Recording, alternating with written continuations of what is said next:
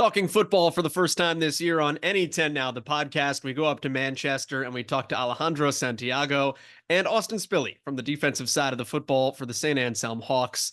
You guys on the defensive side are off to a phenomenal start this year. Tell me about the blue collar mentality and why it works. Blue collar mentality, it consists of three pillars. Championship mindset. Are you the same person on and off the field? And then the second pillar would be relentless work ethic. I know on the field, Austin's going to outwork his opponent day in and day out. And third is unselfishness. What are you willing to give up for the benefit of the team? As Coach Adam always says, it's we, not me. So. Yeah, and it's all just really about a sense of like coming together as a team, and like Coach Adam says all the time, we walk it, live it, and practice it. That's what we live by. You guys have allowed one touchdown this season. That's through two games as we have this discussion. The three pillars are, I'm sure, a big part of that, but why are you so difficult to move the ball against? I think we're so difficult because if you watch our practice, it starts in practice, obviously. You'll see 11 guys swarming to the ball. Coach Adam calls it a loaf, a lack of attainable flight. Yeah. So if you're not running to the ball in practice, you will be called out on a loaf. So I think we're so good because we're all rallying to the football and knowing that everyone is going to do their 1/11th on the field. Austin, where's that come from in you? For Alejandro to say, I know this guy's never going to get outworked. What is it about you?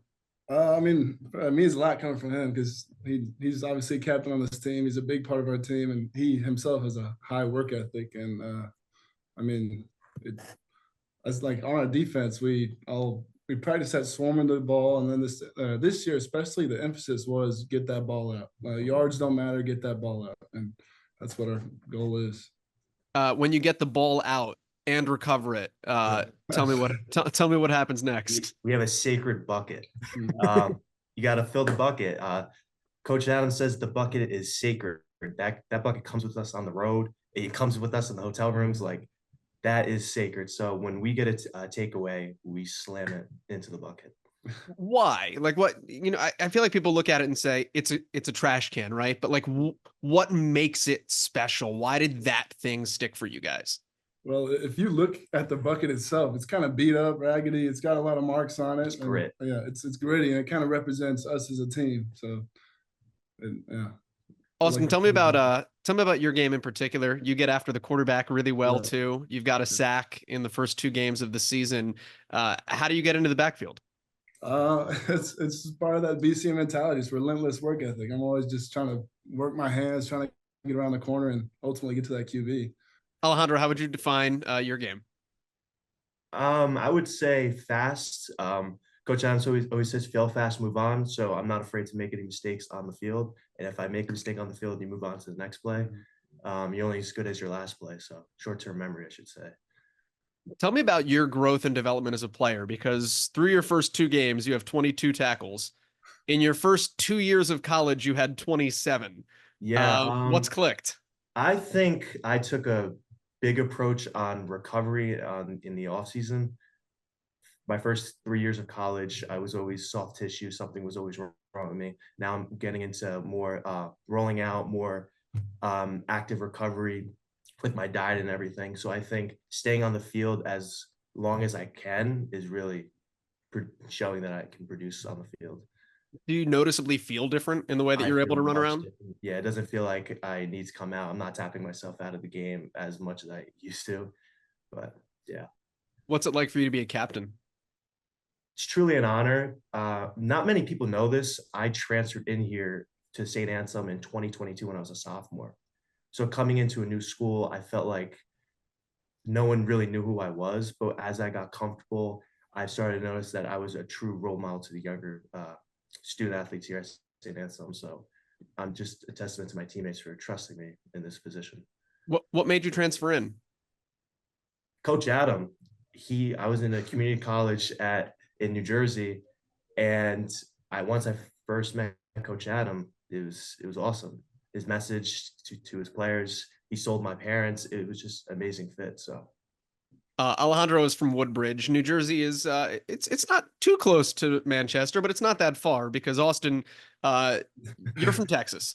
Yes, Uh, sir. what made you come up to the Great Northeast? One, it was my mother kind of telling me she wanted me to get out of my comfort zone, and New Hampshire's about as far away from that as you can get.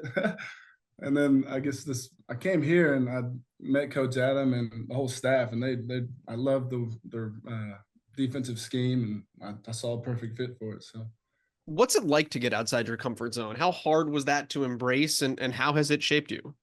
it's definitely it was challenging at first because I came up there with no friends, not knowing anybody. But this team especially, I've never been on a team where I can go up to anybody and have a long conversation. Or it was very close. Tell me about Lake Travis, Texas, from a football standpoint, because all it takes is a quick Google search to know that Lake Travis has produced Dicker the kicker, Garrett Gilbert, Baker Mayfield, Todd Reesing, the old Kansas quarterback, and also Garrett Wilson from the Jets. So, what's it like to come from that lineage of high school football? I think it definitely gave me a step above everyone else because that they run that high school like it's a collegiate program, or it's very tight ship. And coming here, it definitely set me on the right track. What was unique about Lake Travis that really helped prepare you for that next level? It was probably honestly the coaches there. I mean, they always like you said, they dealt with Garrett Wilson all of them. They knew what they had and what we have, and they definitely coached me up right to, and definitely taught me kind of the expectations of what it would be going into a collegiate program. So Let's talk about St. Anselm for this year. You guys have a lot of season in front of you. At the end of last season, you were this close to your ultimate goal. How do you get to where you guys want to be at the end of 2024? We want to get better 1% each and every day. We don't want to look ahead, and we don't want to dwell on the past, obviously. So I think our motto this season is just live in the present and just get 1% better each and every day. yeah, Coach Adam always emphasizes be where your feet are. And that includes meetings or on the field meetings or even in the classroom. Just be present.